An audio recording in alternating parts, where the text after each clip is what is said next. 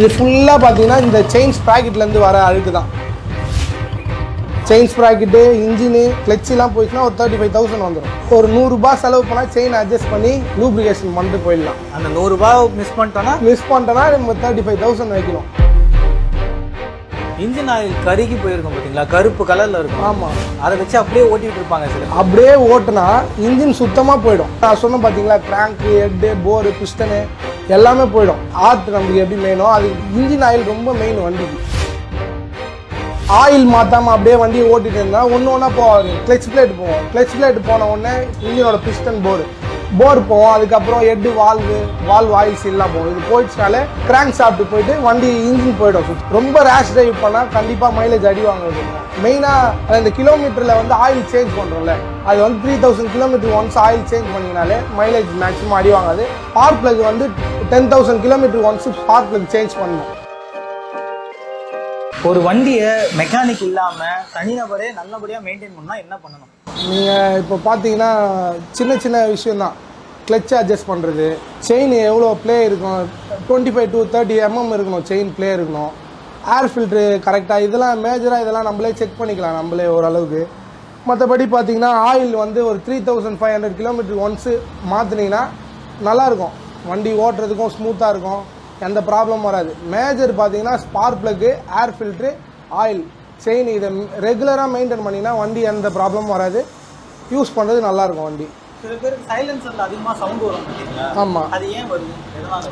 சைலன்சரில் அந்த core cut ஆனால் கூட அதுலேருந்து நாய்ஸ் ஹெவியாக வரும். சில பேர் பார்த்தீங்கன்னா இப்போ ராயல் என்ஃபீல்டில் ஓப்பன் சைலன்சர் போடுவாங்க, சவுண்டுக்காகவே போடுவாங்க. சில பேர் half open, full open silencer இருக்குது. வண்டி ஒருத்தங்க யூஸ் பண்ணுறதுக்கு ஏற்ற மாதிரி சைலன்சர் மாற்றி ஓட்டுவாங்க நிறைய பேர். இது இப்போ இந்த வண்டியில் இருக்குது பார்த்தீங்கன்னா இது ஒரிஜினல் சைலன்சர். இது நார்மலாக இருக்கும் பீட்டு, அவ்வளோதான். இது பண்ணாலே போதும், மேக்ஸிமம் இதுதான். வண்டியில் செயின் கட் ஆகிடும்னு சொல்லுவாங்க. ஆமாம், அது எதனால் கட் ஆகுது? செயின் ஸ்ப்ராக்கெட்டை தான் நம்ம செயினை சரியாக பராமரிக்காதனால தான் செயின். இப்போ ராயல் என்ஃபீல்டில் பார்த்தீங்கன்னா ஓப்பன் செயின், இது ஸ்ப்ளெண்டர்லாம் பார்த்தீங்கன்னா செயின் கார்டு வரும். ஆமாம், இது வந்து ஓப்பன் செயின்னால நம்ம ரெகுலராக ஒரு 700 கிலோமீட்டர் ஒன்ஸு செயினை க்ளீன் பண்ணி லூப்ரிகேஷன் பண்ணிங்கன்னா இந்த ப்ராப்ளம் இருக்காது, செயின் கட் ஆகாது. செயின் ப்ராப்பராக மெயின்டைன் பண்ணணும். புரியுது.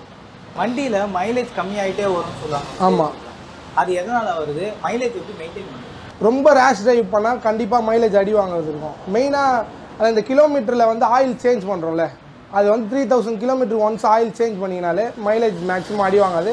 ஸ்பார்க் பிளக் வந்து 10,000 kilometre once spark plug change பண்ணணும். Air filter, spark plug, oil change பண்ணிங்கனாலே மைலேஜ் அடிப்படாது. ஸோ வண்டியில் இருக்கக்கூடிய முக்கியமான பகுதி இப்போ இன்ஜின் வந்து நம்மளுடைய ஆர்ட் மாதிரி பைக்கிங் இன்ஜின். ஆமாம். ஸோ இன்ஜினை எப்படி மெயின்டைன் பண்ணுறோம்? இன்ஜின் எப்போ கெட்டு போகிற அளவுக்கு நம்ம வண்டி ஆயில் மாற்றாமல் அப்படியே வண்டியை ஓட்டிகிட்டு இருந்தால் ஒன்று ஒன்றா போவாங்க. கிளச் பிளேட் போவோம். கிளச் பிளேட் போன உடனே பேரல், போர்னு சொல்லுவாங்க, இன்ஜினோட பிஸ்டன் போர் போவோம். அதுக்கப்புறம் ஹெட்டு, வால்வ் ஆயில் சீல்லாம் போவோம். இது போயிடுச்சுனாலே கிராங்க் சாப்பிட்டு போயிட்டு வண்டி இன்ஜின் போயிடும் சுத்தமாகவே. மெயின் என்னென்னா ஆயில் நம்ம கண்டிப்பாக ரெகுலராக மெயின்டைன் பண்ணணும். ஆயிலில் தான் எல்லாமே இருக்குது. கிளச் பிளேட் வந்து நம்ம ஒரு 30,000 கிளச் பிளேட் மாற்றினா தான் வண்டி நல்லாயிருக்கும். நம்ம யூஸ் பண்ணுறதை பொறுத்து தான் எதுவுமே. சில பேர் பார்த்தீங்கன்னா கிளச் பிளேட்டை எப்படியே கை வச்சுட்டே ஓட்டுவாங்க, அது அம்மிங் ஆகிட்டே இருக்கும். கிளச் பிளேட்டு அம்மிங் ஆனாலும் கிளச் பிளேட் போய் கிராங்க்கு போயிடும். பிரேக்கு மெயின்டைன் பண்ணுறது ரொம்ப முக்கியம். இப்போ ஸ்டேஜில் கூட பிரேக் போயிடும். பிரேக்கை வந்து சின்ன சின்ன விஷயத்துக்கு பிரேக், டிஸ்க் பிரேக்குன்றாங்க. ஆமாம், அது மட்டும் இல்லாமல் பிரேக் ஈஸியாக டேமேஜ் பண்ணுறாங்க பதத்தில் ஏற்றி இறக்கி. அந்த பிரேக்கை எப்படி மெயின்டைன் பண்ணுவோம்? சர்வீஸ் வந்து பிரேக் டிஸ்க் பேட்லாம் சேஞ்ச் பண்ணணும். இப்போ நீங்கள் ஒரு மாதிரி யூஸ் பண்ணுவீங்க டிஸ்க் பேடு, பிரேக் ஷூ நீங்கள் ஒரு மாதிரி யூஸ் பண்ணுவீங்க, இன்னொருத்தர் ஒரு மாதிரி யூஸ் பண்ணுறாரு. அது பேடு நம்ம யூஸ் பண்ணுறதை பொறுத்து தான். ஏன்னா நம்ம ரேஷ் ட்ரைவ் பண்ணுறவங்க அடிக்கடி அப்ளை பண்ணி யூஸ் பண்ணுவாங்க. நார்மலாக ஓட்டுறவங்க என்ன பண்ணுவாங்க, ஓரளவுக்கு தான் யூஸ் பண்ணுவாங்க. 5,000 கிலோமீட்டர் கம்பெனியில் கொடுக்குறாங்க. ஆனால் 3,500 கிலோமீட்டரில் பிரேக் ஷூ மாற்றுறது நல்லது. கம்பெனின்னு சொல்லும்போது எங்களுக்கு ஒரு கேள்வி, ஷோரூமில் பைக்கை கொடுக்க தைரியமாக கொடுக்குறாங்க. ஆனால் ஒரு நார்மலான ஒரு மெக்கானிக் கிட்ட கொடுக்கும்போது பயம் இருக்குது. ஏன்னா ஸ்பார்ட்ஸை வந்து ஆட்டையை போட்டுருவாங்க, ஏமாற்றிடுவாங்க. அப்படிலாம் யாரும் வெளியில் ஸ்பேர்ஸ்லாம் ஆட்டையை போடுறதுலாம் எதுவும் இல்லை. ஷோரூமில் கொடுக்குறதோட வெளியில் வந்து நாங்கள் எல்லா ஸ்பேர்ஸும் மாற்றுறதுனால தான் நம்மள்ட்ட எல்லா வண்டியும் வருது. நிறைய பேர் வண்டி விடுறாங்க நம்மள்ட்ட. நம்ம இப்போ ஒரு 25 வருஷமாக அந்த ராயல் என்ஃபீல்டு ஃபீல்டில் இருக்கும். ஷோரூமில் கொடுத்தாலும் ஒன்று தான், வெளியில் கொடுத்தாலும் ஒன்று தான். ஸ்பேர்ஸ் யாரும் ஏமாற்ற மாட்டாங்க. லோக்கல்லாம் போட்டால், இப்போ ஒரு பொருள் நான் லோக்கல் போட்டேன்னு வச்சுங்களேன், லோக்கல் போட்டு உடனே போய்டும். உங்களுக்கே தெரியும் யூஸ் பண்ணுறதுனால. திருப்பி என்கிட்ட வருவார், அவர் வரமாட்டார். அதனால் ராயல் என்ஃபீல்டை பொறுத்த வரைக்கும் ஒரிஜினல் தான் யூஸ் பண்ண முடியும். இன்ஜின் ஆயில் கருகி போயிருக்கும் பார்த்தீங்களா, கருப்பு கலரில் இருக்கும். ஆமாம், அதை வச்சு அப்படியே ஓட்டிட்டு இருப்பாங்க.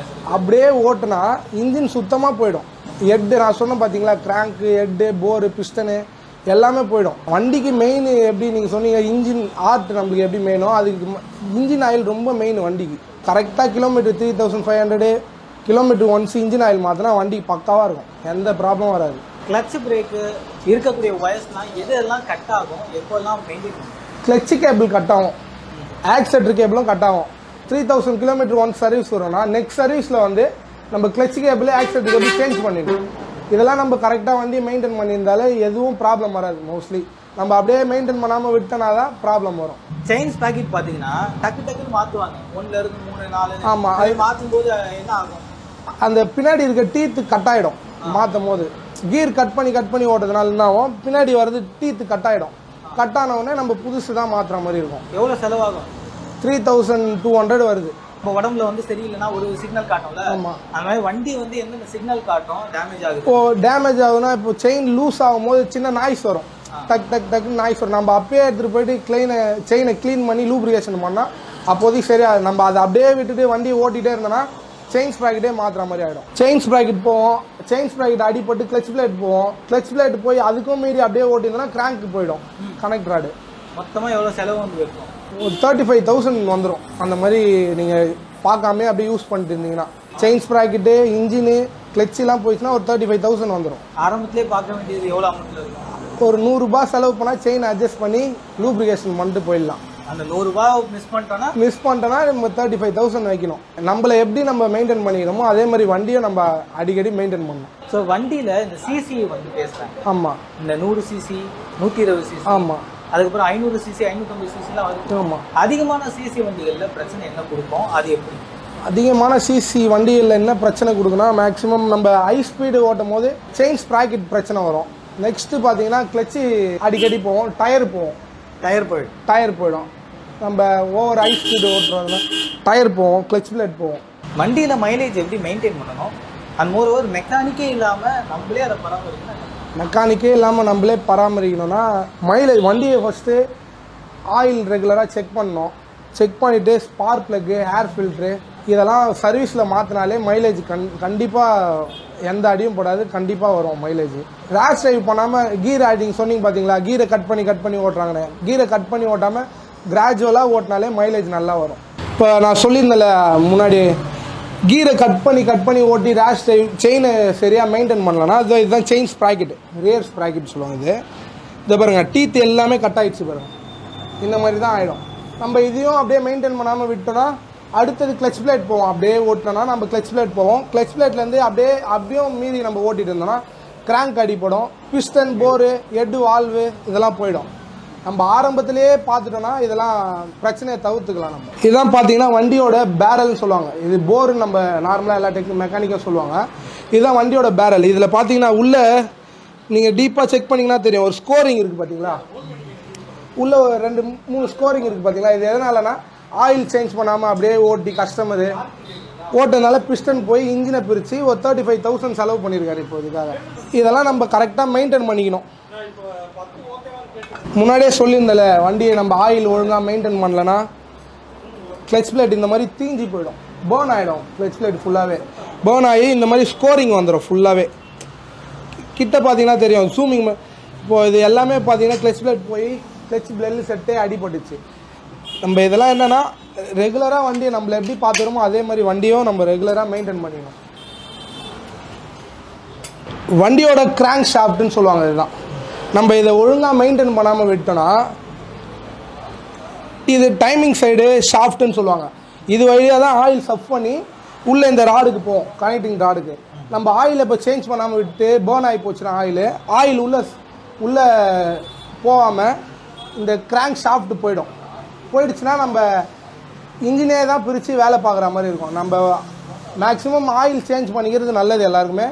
வண்டி செயின், ஆயிலு, கிளச்சு, ஏர் ஃபில்ட்ரு சர்வீஸ் எல்லோரும் மாற்றினீங்கன்னா இந்த ப்ராப்ளத்தெல்லாம் தவிர்த்துக்கலாம். இப்போ சரி, செயின் ஸ்ப்ரைட் மாற்றும் போது இந்த கேஸை ரிமூவ் பண்ணும்போது உள்ளே இருக்க டஸ்ட்டு எல்லாத்தையும் வாஷ் பண்ணி தான் ஆகணும்.